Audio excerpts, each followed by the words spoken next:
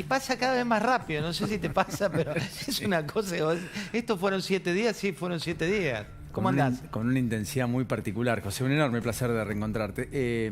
Con enorme intensidad, porque además estamos pensando ya en el fin de año, porque, bueno, evidentemente la dinámica política también se acelera y los tiempos económicos se achican y los condimentos sociales empiezan a engordarse.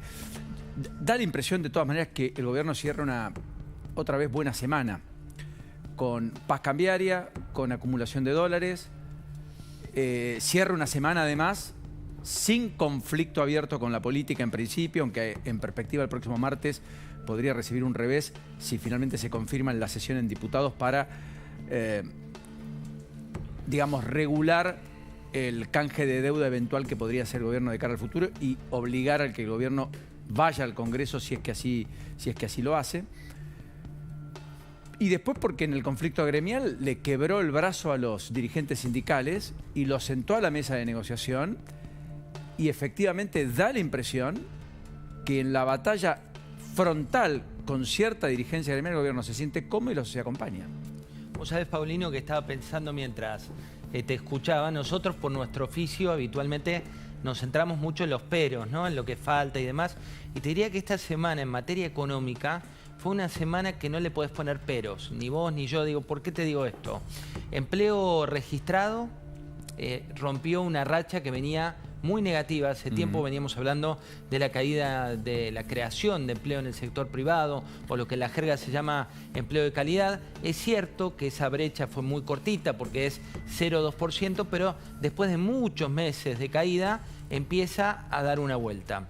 Industria, que venía siendo una pésima noticia, lo veníamos contando durante todo este año, por primera vez tuvo una vuelta.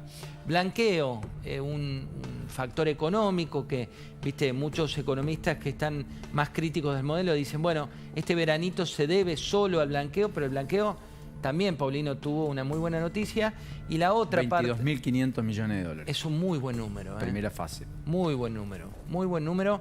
Y en un contexto en el cual tuviste una semana complicada con Arca y los paros que hubo y toda la situación después de la FIP.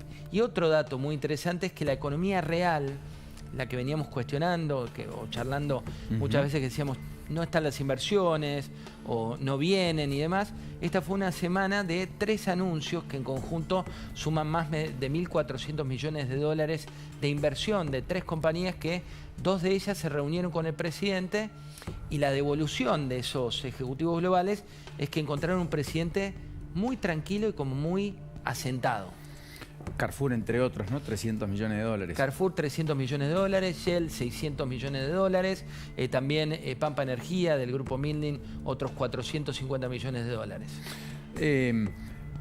Por eso digo que efectivamente, viste, la Argentina es volátil, no hay duda, es cambiante, pero parecería el gobierno haber encontrado una hoja de ruta. No solo ya en el orden público, que era un pacto social preexistente con la sociedad en la última elección, donde Patricia Bullrich cabalga finalmente sobre el orden público y la política de seguridad, sino que encuentra el orden macroeconómico y a partir de ese orden macroeconómico alguna respuesta económica indispensable para buena parte de la sociedad, que además pagó el costo y los platos rotos de un ajuste muy fuerte en el primer trimestre en particular, gravoso para vastos sectores, que inclusive al día de hoy todavía no recompusieron salarios o no recompusieron ingresos, caso de los jubilados, que están todavía 25% por debajo. Pero en cualquiera de los casos, ya la película en términos de expectativa fija un horizonte distinto. Sí, el martes que viene tenés el dato de inflación a nivel nacional, que las consultoras privadas, que suelen ser, le vienen errando, hay que decirlo también, porque suelen ser más pesimistas que lo que después te termina mostrando el propio INDEC, que es un factor autárquico, digo, la verdad que hoy viene siendo un número muy respetado. Están hablando de 3 o 2,8, 2,7, 2,9, que es un muy buen número para este mes, que se va a difundir el martes. Dentro del Ministerio de Economía no se juegan todavía con un número, pero te dicen está cerca del 3%. Sí, Equilibra marcó 3,1, creo.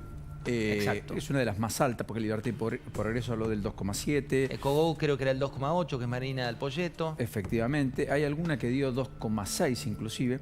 En el gobierno se envalentonan con un 2,5.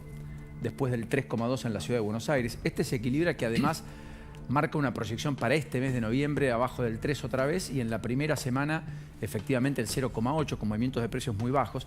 En la ciudad de Buenos Aires el 3,2 que dio el índice de estadística porteño reflejó solo un 1,7% de aumentos en alimentos y bebidas. Y es muy importante lo que decís, porque en ese 3,2, esto para quienes nos están mirando, cuando vos mirás la inflación de la ciudad de Buenos Aires, tiene una composición bastante distinta a la del resto del país. Tenés mucho más peso de servicios, claro, que en otras localidades a nivel nacional. Por eso, porque servicios subió 3,9 y los bienes subieron 2%, es que se promedió 3,2. Exacto.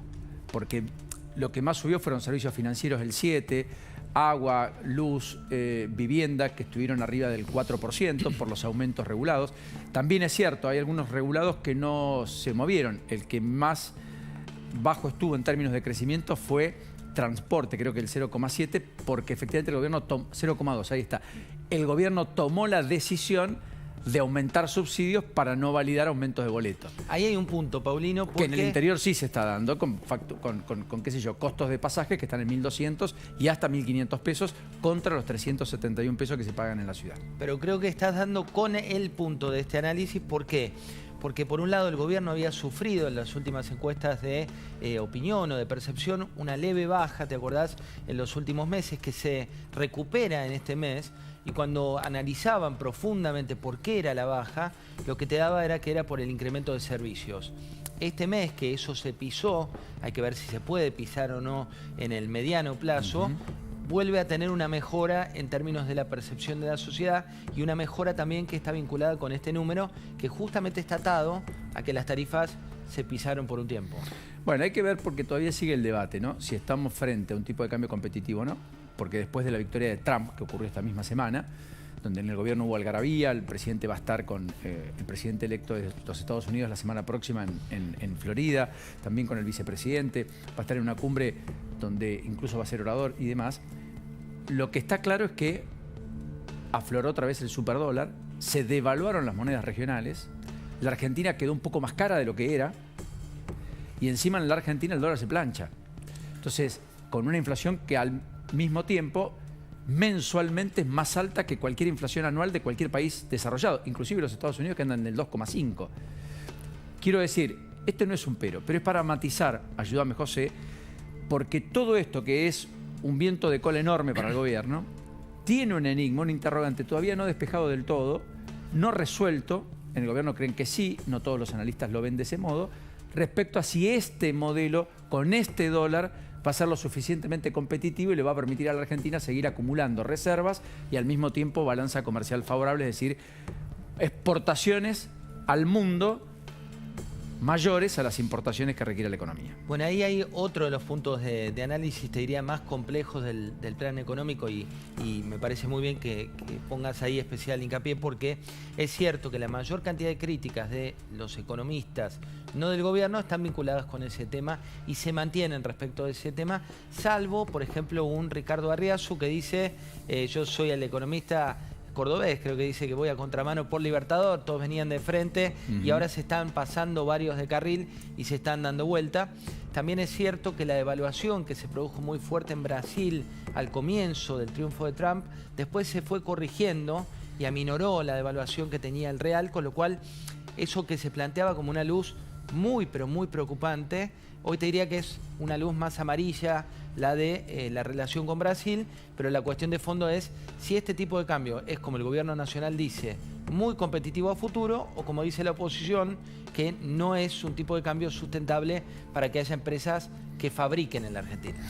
Efectivamente, porque ahí está el tema del empleo, subsidiariamente, el tema del consumo, a propósito del empleo, porque si no hay empleados hay menor consumo. Si vos tenés muchos monotributistas, pocos empleados formales, probablemente el crédito también se resienta. Por ahora el crédito empezó a crecer de manera muy sostenida y en el gobierno hay una enorme apuesta que sea el crédito el que dinamice, junto con la inversión, la actividad económica más que el consumo, como había sido hasta acá un vector que los otros gobiernos habían encontrado para el crecimiento económico. Muchos de los analistas dicen eso es más sano, eso es lo que pasa en las economías más desarrolladas. Parece casi de sentido común que un chico de 25, 28, 30 años se recibió, se casó y pueda afrontar una vivienda a 30 años con los ingresos que le depare su propia carrera. Cosa que en la Argentina estuvo vedado, eso parece inédito, pero es lo que ocurrió, lo que sucedió, no ocurre del otro lado de la cordillera en Chile o del otro lado del charco en Uruguay, mucho menos en Europa y por cierto en Estados Unidos. En fin, yo entiendo que acá hay un nuevo clima de época, que vamos a discutir cosas tal vez diferentes, pero que el gobierno, el pacto preexistente con la sociedad, si la economía le mantiene en los próximos 5 meses esta dinámica, lo va a haber cumplimentado, que es orden público y orden macroeconómico con reducción fuerte de la inflación. Que salga el dólar de la agenda, que no sea título de tapa, que no sea título de los portales. Es algo que el propio Néstor Kirchner decía en su momento, decía, cada vez que el dólar esté en la agenda de la gente, del taxi, de los medios, compres o no compres dólares, tengas o no tengas dólares, porque ese es un fenómeno muy, pero muy argentino respecto de lo que los argentinos asociamos con la estabilidad de la economía. Que en otros países, como en Brasil, si sube o baja el dólar, la gente sigue bailando. Casi anecdotario, digamos. Exactamente. ¿No? Bueno, después en la política no quiero dejarte ir antes de mencionar 4 o 5 capítulos. Primero, Kicillof presenta el proyecto de presupuesto en la provincia de Buenos Aires el lunes. Y efectivamente va a haber críticas, parece ser, a el propio presidente y al contexto recesivo, a la falta de inversión de la nación en la provincia, qué cosas tiene que asumir y absorber la provincia. Así que va a ser otra puesta en escena del gobernador el lunes respecto a el enfrentamiento que tiene con el propio presidente Milei. Gobernador que hoy tuvo la visita en su provincia, en su territorio, de Cristina Fernández de Kirchner, que volvió al ruedo de la política y al barro, estando hoy en Lanús y en Lomas de Zamora, en Fiorito y en Villa Caraza, visitando cartoneros, estuvo con sectores seguidores de Juan Grabois, enfrentando una semana muy tensa para la ex vicepresidenta y presidenta de la Nación a futuro, porque la semana que viene está el fallo por la causa vialidad, ¿no es cierto? Exactamente. Vamos a conocer la decisión de la Cámara Federal de Casación.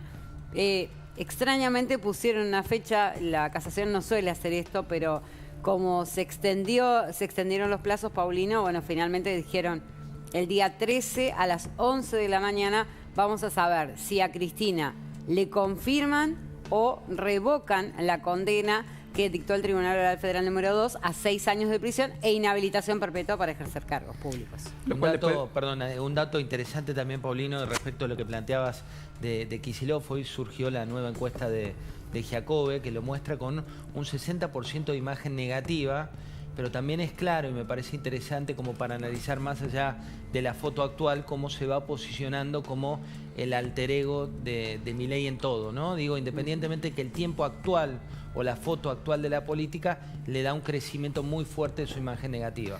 Sí, encuesta de Giacobbe que da al gobierno creciendo, a Milei creciendo 8 puntos. No está en línea con otras consultoras, pero parece apropiado para cierto clima de época que se vivencia. Karina Milei no termina de remontar como producto electoral, aunque está absolutamente empoderada. A propósito, va a estar mañana en Corrientes y en Chaco junto a Martín Menem desglosando el armado de La Libertad Avanza, que además ya confirmaron van a tener candidatos propios en Corrientes y en Santiago del Estero para la elección a gobernador del año que viene, que son las 2 provincias que eligen gobernadores. Pero lo que digo es, sí crece Villarroel otra vez, sí crece Adorni, que es la figura después de Milei más relevante del gobierno, probablemente la carta electoral en la Ciudad de Buenos Aires en los pagos de Jorge Macri, y Mauricio Macri también crece un poco, pero tiene una imagen negativa muy alta, similar inclusive a la de Cristina Fernández de Kirchner, según la encuesta de Giacobbe, insisto, que no es la que otros encuestadores tienen. Hay una encuesta del gobierno nacional, no te dicen que es pedida por ellos, pero que la están viendo, donde hablan también de la criticidad, dicen, de lo que es PRO en provincia de Buenos Aires. Ellos estiman que hoy PRO, y esto te hablo una alta fuente del gobierno, según los datos que ellos manejan, hoy PRO tendría menos votos, dicen ellos, me refiero concretamente al gobierno nacional, menos votos PRO en la provincia de Buenos Aires que la izquierda. Hablan de 6 puntos, 7 puntos entre uno y otro, con lo cual están planteando también un escenario de una negociación muy difícil, no de iguales, en términos de pro Libertad Avanza, sino más de lo que quería inicialmente el presidente, de fusión por absorción. Exactamente, y es uno de los capítulos también abiertos, uno de los enigmas, ¿no? Dos enigmas. Si el presidente logra conducir la política, que parece haber dado gestos al respecto, comió con gobernadores radicales, comió con gobernadores del PRO, estuvo con gobernadores aliados, discute y analiza el proyecto de presupuesto, lo va tratando de congeniar, etcétera. Insisto, ese presidente es distinto al de hace 4 meses que vituperaba con la política o contra la política, más allá de que en público sigue haciéndolo, pero empezó a tener en privado esos gestos. El primer enigma es si él conduce ese sistema político hasta la elección de medio término, que es un largo año por delante. Y el otro enigma es cómo resuelve la construcción propia. Si incorporando símil transversalidad de Néstor Kirchner del 2005, por solo citar un caso de construcción, donde englobó a muchos y absorbió y construyó algo más grande, o si finalmente lo hace con los propios, poniendo en juego eventualmente acuerdos que podría establecer con los más cercanos. Todo eso son enigmas, misterios que solo el año electoral va a despejar. Totalmente, y todavía no está cerrado. No, está totalmente abierto. Bueno, lo último, hubo un nuevo cambio en Capital Humano. Otra vez, se fue Yanina Nano Lembo, que había asumido en junio, en reemplazo de Pablo de la Torre. En mayo se había producido el reemplazo, pero finalmente en junio había asumido formalmente. Va a dejar el cargo, dicen, no el gobierno nacional, y asume Juan Bautista Ordóñez, que es un hombre que estaba trabajando con la propia Sandra Petovelo, en cuyo ministerio eventualmente todo es un verdadero tembladeral, porque casi todas las semanas tiene algún recambio. Un hombre con mucha historia en el mundo privado, un ex Roggio en los inicios de su carrera, luego pasó por una compañía que se llama Herbalife, donde estuvo largo y tendido, siempre abocado a los asuntos públicos, institucionales y al lobby, entendido como la relación entre el mundo privado y los sectores públicos. Ahora está Juan Ordóñez desde el sector público. Claro, estuvo en Coder, en Barrick-Gold, estuvo como ex vice de Aerolíneas. No hay duda que es un hombre del sistema. Desconozco cuál es el nivel de cercanía con Petovelo, pero Petovelo lo ha sumado en los últimos meses. Estuvo más vinculado al área de la comunicación en algún momento. Asume un lugar estratégico para el gobierno, porque ahí sí está haciendo un cambio de época el gobierno. El tema de no tener intermediarios. No solo no tener intermediarios, sino en el área de la niñez. También. De hecho, hoy vamos a hablar y mucho de lo que ha pasado incluso en el Senado ayer, de lo que está pasando con la discusión abierta respecto a la educación sexual integral que plantean en la provincia de Buenos Aires con los manuales de textos absolutamente cuestionables. Hubo una denuncia que se han dado, una denuncia que además se suma, pero a mí me importa el fondo, digamos. La idea de cumplimentar lo que está en la Constitución, que es que la vida se inicia en la concepción. Son multiplicidad de elementos que dan cuenta de un cambio de época, bueno o malo, te puede gustar más o menos, pero que el gobierno ha hecho carne, así como dice no a la Agenda 2030, está marcando en este segmento y en este sector en particular también un cambio trascendental. Totalmente. José querido, enorme placer, como siempre. Lo mismo digo, muy buena semana. Gran viernes por delante y buen fin de semana. Bienvenido formalmente. Muy buenas noches.